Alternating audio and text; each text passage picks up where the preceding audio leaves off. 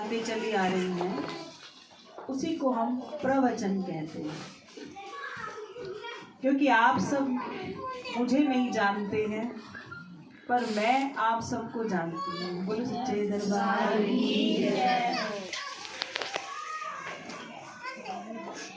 ये बिल्कुल सत्य बात है कि रोज समय बीत रहा है। आज हम सब जहाँ बैठे हैं यहाँ पर भी हर उम्र के बच्चे हमारे साथ में हैं। इनका तो काम भजन करना है, ये कर ही लेंगे, और हमारा पर वचन देना है, हम दे ही देंगे। लेकिन बाकी कार्य ये है कि अगर उसे जीवन में उतारा नहीं तो फिर ऐसे वचन और ऐसे भजन का कोई फायदा नहीं है। एक छोटी सी कथा हम आपको सुनाते हैं, जल्दी खत्म कर देंगे। आराम से बोलिए। एक संत थे, उनका एक शिष्य था। संत दिन रात भजन करते थे, सत्संग करते थे, और जो उनका शिष्य था वो भी उनके साथ साथ रहता था।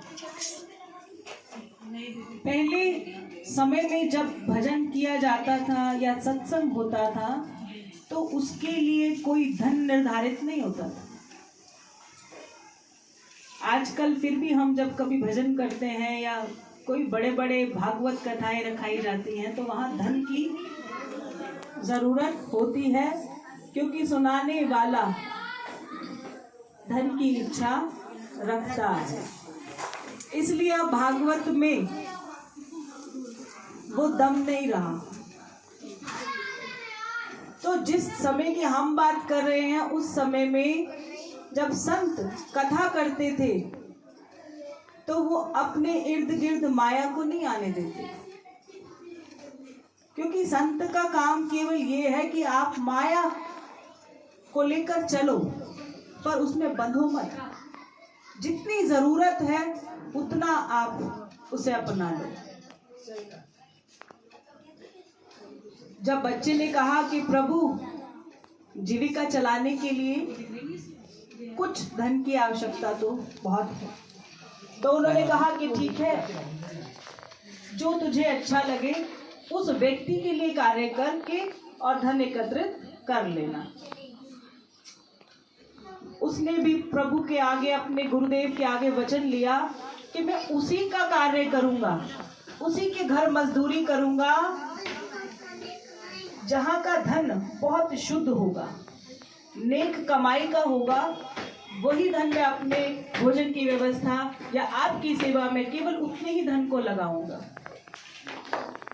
तो जब भी वो कहीं पर भी मजदूरी करता तो मेन एक ही वचन उसने पूछना था कि क्या जितनी समय हम तुम्हारे यहाँ सेवा करेंगे तो क्या तुम मुझसे कथा सुनोगे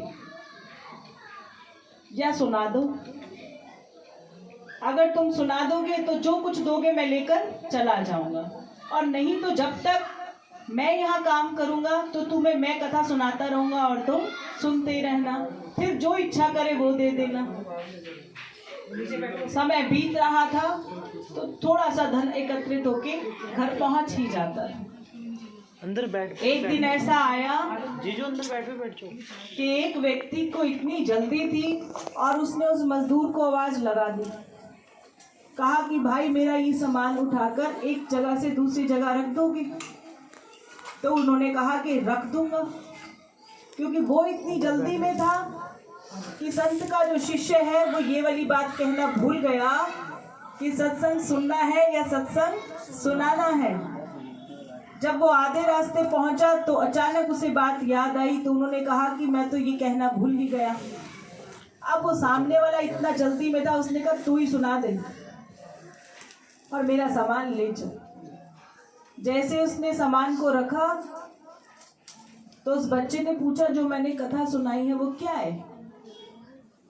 तो उसने कहा कि मैंने तो सुना ही नहीं, तुमने क्या सुनाया, और ना मुझे जरूरत थी। मैं तो अपना सामान केवल उठवाना चाहता था क्योंकि मुझे बहुत जल्दी थी। क्योंकि वह संत के सानिध्य में रहता था तो उसकी वाणी में बहुत सत्यता थी। तो उसने कहा कुछ नहीं सुना? तो उसने कहा नहीं। तो उसने कहा धन तो मैं नहीं लूंगा, लेकिन जो ऐसे व्यक्ति होते ना वो ज्यादा समय तक जीवित नहीं रहते। उनके जीवन में इतने कष्ट आते हैं कि उनकी मृत्यु बहुत जल्दी हो जाती है। और तुमने मेरे दिल को दुखाया है, मुझे लगता है न जाने कब तुम्हारा बुलावा आ जाएगा। वो डर जाता है और एक दिन ऐसा आ जाता है कि उसकी मृत्यु हो जाती है। जब वो ऊपर जाता है तो उसे यमराज मिलते हैं, चित्रगुप्त मिलते हैं। जब उसकी मृत्यु हो रही होती है ना, तो वो उस संत को बुलाता है कि किसने मुझे ये वचन दिए थे। तो उसने कहा कि ठीक है, आप जब ऊपर जाओगे ना तो वो आपसे पूछेंगे जरूर कि जो तुमने ये किया है ना, इसका क्या फल मिलेगा तुम्हें। तो उसने कहा कि मुझे फल भुगतना नहीं है, देखना है जो जो मैंने कर्म किया है। तो जैसे जैसे वो ऊपर जाते हैं, चित्रगुप्त के आगे अपना विचार रखते हैं और कहते हैं कि मुझे फल भोगना नहीं है, मुझे मेरा फल दिखा दो। तो वो हैरान है कि भाई दिखाने वाली तो कोई प्रक्रिया ऊपर है ही नहीं। फिर वो अपने आगे भेज देते हैं, यमराज के पास ये प्रश्न जाता है। तो यमराज भी उसका उत्तर नहीं देते और वो प्रभु के समक्ष आ जाते हैं। हम प्रभु से बात कर रहे हैं, प्रभु भोलेनाथ जी की। तो प्रभु के समक्ष आते हैं और प्रभु उनकी बातें सुनते कहते हैं कि चलो तुम जाओ, मैं देख लेता हूँ। अब उनसे पूछते हैं कि भाई ये क्या चक्कर है, तुम्हें फल भोगना नहीं है, तुम्हें देखना है, तुम देख के क्या करोगे। तो उन्होंने कहा कि मुझे नहीं पता, मैंने जो जो कार्य किए हैं उसका फल मुझे आप दिखा दो। तो उसने कहा कि तुम्हारी मृत्यु तो अभी होनी ही नहीं थी, तुम यहाँ ऊपर कैसे आ गए। तो उसने अपनी सारी कथा उसे सुना दी। तो उसने कहा अच्छा, तुमने जिसकी बात तुम कर रहे हो वो तो बड़ा सच्चा व्यक्ति था, तुम्हें याद नहीं कि उसने तुम्हें क्या सुनाया। उसने कहा कि मैंने ध्यान ही नहीं किया।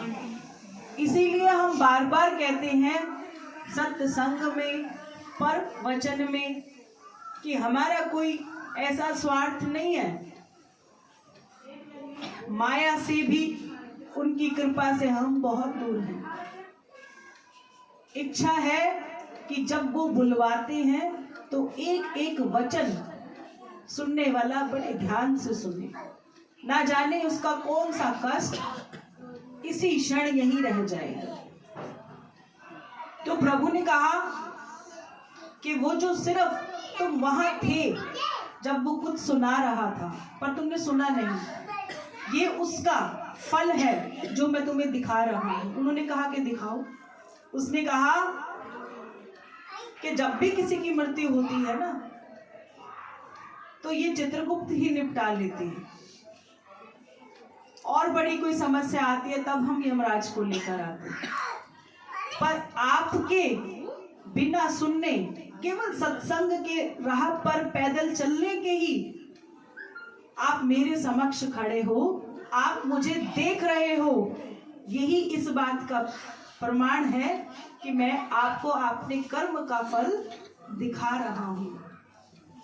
जब भी हम किसी सत्संग में जाते हैं, यहाँ तो आज हम दिल्ली में हैं तो ज्यादा लंबी बात नहीं करेंगे कि यहाँ के बच्चे बहुत व्यस्त हैं, बहुत ज्यादा।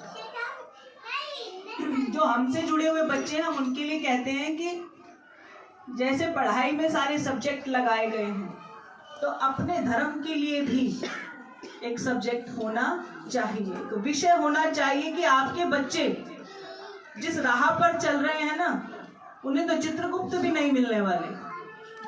अगर प्रभु के दर्शन करने हैं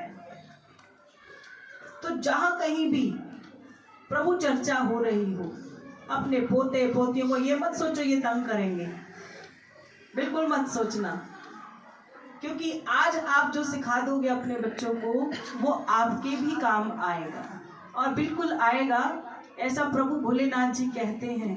एक भक्त बेचारा क्या मांगता है प्रभु से, प्रभु की ओर देखता है और कहता है कि प्रभु कितनी ठंड है, अभी पीछे कितनी ठंड थी ना, आज भी है। और कितनी बर्फ पड़ी है। आप कैलाश मानसरोवर की ओर नजर दौड़ाकर देखो तो कई फुट ऊंची बर्फ है, जहां प्रभु विराजमान भी हैं। और ये भी सब जानते हैं कि इनकी वस्त्र वेशभूषा क्या है, बताने की आवश्यकता तो है नहीं। और आपने ही बताया कि शीश पर क्या है, गंगा है। और आज हम गंगा स्नान करने जाएं तो कितना ठंडा पानी है। तो प्रभु बिल्कुल शीतल है, बर्फ में विराजमान है, वस्त्रों की आवश्यकता नहीं है और सिर पर गंगा को लिए हुए है। और कहते हैं कि नाग देवता जो होते हैं ना, सर्प, वो बहुत ठंडे होते हैं। ज्ञान है ना इस बात का कि सांप का जो खून होता है वो बहुत ठंडा होता है, जिसे प्रभु ने अपने गले में विराजमान कराया हुआ। तो उसने कहा कि प्रभु आपकी हर चीज इतनी ठंडी है और मेरा हृदय सुलग रहा है आपका प्यार और आपके दर्शन हेतु। तो मैं तो दास की दास हूँ और मेरी प्रभु के चरणों में एक दास की क्या अरदास होती है कि आप मेरे हृदय में आन विराजो, मुझे थोड़ी ठंडक मिल जाएगी और आपको थोड़ी गर्मी। सिर्फ भक्त यही चाहता है। हम जहाँ बैठे हैं वहाँ से केवल इतना ही कहना चाहती हूँ कि जहाँ कहीं भी कोई चर्चा हो रही हो तो बड़े भाव के साथ सुने, बच्चों को भी सुनाए और ये ना सोचे कि कोई बोर हो जाएगा। इनकी चर्चा सुनना बड़ा सौभाग्य की बात है। 2 बजे के बाद मावस शुरू होने वाली हो गई है। अब सोमवार है और आज सोमवती अमावस्या। सच तो यही है कि ये पितरों को समर्पित अमावस्या होती है और आप भी सब बहुत भाग्य वाले हैं कि इन बच्चों के माध्यम से हमें प्रभु की भजन करने का, सत्संग सुनने का और यहाँ बैठने का सभी को सौभाग्य प्राप्त हुआ है। तो जब भी मैं बार बार कहती हूँ कि देखो भजन कोई कराता है, धन तो वही लगा रहा है। बुरा मान जाना मेरी बात का, मुझे नहीं लगता। हम अपने घर में बच्चे के लिए जन्मदिन करते हैं तो केक लाते हैं, सब कुछ एकत्रित करते हैं। नहीं करते तो क्या नहीं करते, सत्संग नहीं करते। मुझसे कोई पूछता है कि माँ बच्चे का जन्मदिन है क्या करना है, मैंने कहा जो मन करे करो, क्योंकि तुम सत्संग और भजन नहीं करोगे, बाकी तुम सब कुछ कर दोगे। तो इसलिए हमसे पूछने की कोई आवश्यकता नहीं है, नहीं होती ना, क्योंकि लोग क्या कहेंगे, माँ से पूछते कहेंगे जी भजन करा लो, क्योंकि हमें तो बेटे एक ही भूख है, सिर्फ भजन की। और वो क्या गा रहे हैं उससे भी नहीं, कि इतने क्षण वो अपने पास हमें बिठाकर रखते हैं, बड़ी कृपा करते हैं, इतने दयालु हैं प्रभु भोलेनाथ, माँ भगवती की असीम असीम कृपा हम पर है। और हम माँ से और प्रभु से ये प्रार्थना करते हैं कि आज से प्रभु आपके ऊपर भी बहुत बड़ी कृपा करें, ताकि हमारे जीवन की छोटे छोटे शब्दों का जो गूढ़ रहस्य है हम आज से उसे जान जाएं। बच्चे पल जाएंगे, आप घबराना नहीं। इनकी माँ से पूछो, सोच रही होगी कि आज शादी है, पता ही नहीं चला मुझे, क्योंकि ये सच है। हम भी कभी छोटे थे और आज यहाँ पहुँच गए, पता हमें भी नहीं चला और आपको भी नहीं चला, नहीं ना। ना किसी के आए का पता चलेगा, ना किसी के गए का। एक क्षण का समय नहीं मिलेगा इसके बाद। आप ही कह रहे थे, ये सत्य है। जब आवाज आएगी ना उनकी, तब आप सारे सब कुछ छोड़ दोगे। ये भी सोचने का समय नहीं मिलेगा जो सोने के गहने बनवाए थे उसे रखा कहाँ है। और किसी संत ने कहा कि आप 10 तोले सोना पहन लो, कोई आपके चरण छूने नहीं आएगा। चरण तो केवल उसी के छुए जाएंगे जो नंगे पांव आएगा। बड़े सच्चे दरबार की जय, जगदिया जोता हमारी माता तेरी सदा की जय। श्री गुरुदेव भगवान की जय। माँ पार्वती माता तेरी सदा ही जय हो। ओम नमः पार्वती पते हर हर महादेव। बोलो अंग भस्मधारी की जय। और ये जो सत्संग, ये भजन कीर्तन इस बच्ची के विवाह के उपलक्ष्य में कराया गया है, माँ भगवती आपको बहुत सारा आशीर्वाद दे। और जैसे कि मैंने कहा है कि माता सीता ने भी अग्नि परीक्षा दी थी, और ये सभी के लिए है। जिस घर में भी हम जाते हैं ना, केवल संस्कार लेके जाते हैं। अभी किसी ने पूछा था तो मैंने कहा कि कुंडली मिला लो, कोई दिक्कत नहीं है, पर माता पिता के संस्कार ही आगे तक का जीवन आधार है। माँ हमारी प्रथम गुरु होती हैं, तो माँ हमें बहुत कुछ सिखाती है, लेकिन सबसे बड़ा स्थान केवल जगत जननी माँ का है, जिस माँ ने आपकी माँ को बनाया है ना। हम सबके ऊपर सिर्फ एक यही है जिसने सारे संसार को रचाया है, और इन्होंने प्रभु को पाने के लिए कितनी तपस्या की है। ये ग्रंथ झूठा नहीं है, सबको मालूम है। तो आपका जीवन अब शुरू होने वाला है। तो जब हम पति रूप में नारायण को, भोलेनाथ को पाना चाहते हैं ना, तो हर स्त्री को माँ पार्वती की तरह तपस्या तो करनी ही पड़ती है। आजकल कहते हैं हम किसी की सुनेंगे नहीं, हम किसी से दबेंगे नहीं। आप याद रखना, अगर इनकी बेटी बनकर रहोगी तो ये किसी के आगे दबने नहीं देंगी, किसी के आगे झुकने नहीं देंगी। क्यों? क्योंकि जिसके दिमाग में माँ का भूत सवार हो जाता है ना, उसे पता ही नहीं चलता कौन गिरा रहा है और कौन उठा रहा है। मेरी केवल इतनी प्रार्थना है कि कोई ऐसा ना कहे कि माँ यहाँ आई थी और बच्चे को कुछ सीख नहीं देकर गई। सिर्फ एक ही सीख है, सभी के लिए है। अगर गुस्सा आ रहा हो ना किसी की बात को सुनकर भी, कभी भी कहीं से भी आए, तो बस माँ का नाम ले लो, कहो कि तू इतनी शीतल है, थोड़ी सी ठंडक यहाँ दे दे, पर कभी गुस्सा नहीं करना। जिसने गुस्सा किया ना वही दानव है, और जो मुस्कुरा गया वही मानव है। बोलो सच्चे दरबार की जय। जय करे शेरावाली दा, बोल सच्चे दरबार की जय। जय करे इतनी मैया जी दा, बोल सच्चे दरबार की जय।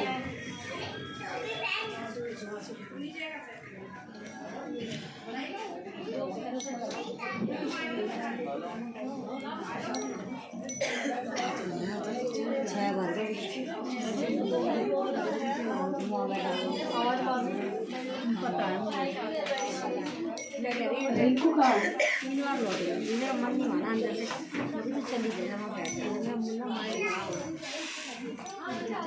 रिंकू